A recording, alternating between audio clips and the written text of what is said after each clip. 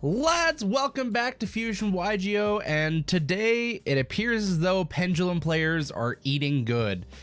We just got announced some new Majespecter support in Phantom Nightmare, and this stuff it's interesting, and there is definitely some speculation to come with it regarding the ban list. I'm sure you can already tell where that's going, but let's just go ahead and get into it. All right, so starting things off here, we have first up the Majespecter Porcupine Yamarashi.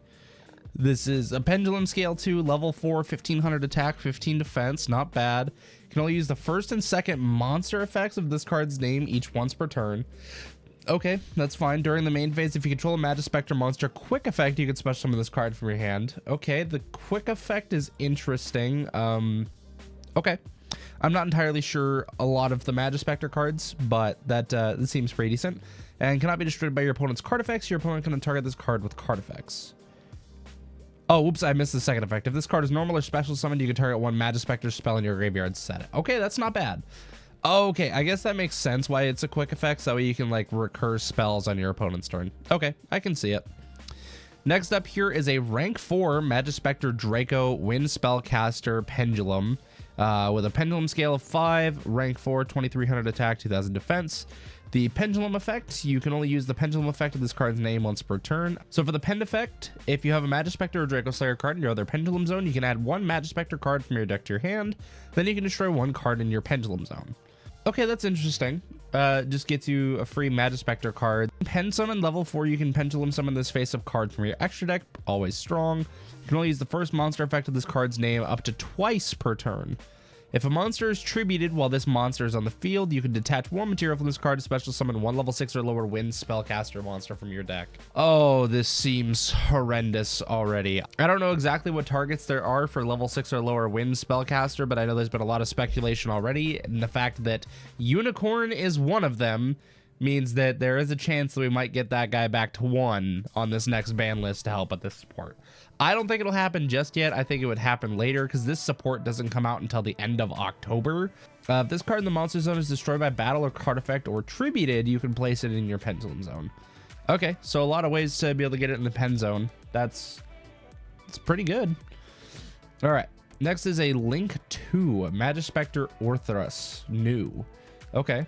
Wind Spellcaster, attack 1500, bottom left to bottom right arrows, requiring 2 pen monsters, including a Majespecter monster. Doesn't seem too hard to fulfill. You can only use the effect of this card's name once per turn. If this card is link summoned, you can activate this effect. You cannot special summon monsters from the extra deck for the rest of this turn, except Majespecter and Draco Slayer monsters. Kind of interesting that they had both in there.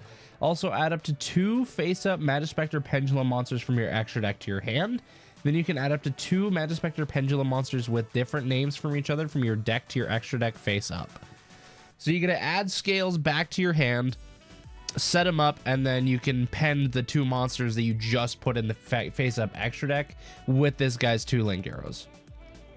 That's pretty solid. That's pretty solid. I mean, if you can get, I mean, really, all you need is any Majespecter monster and this guy, and you can make this link to set up your scales and then have 2 monsters ready to pen summon right away. You do get locked into Majespecter and Draco Slayer, but you can do some stuff with that.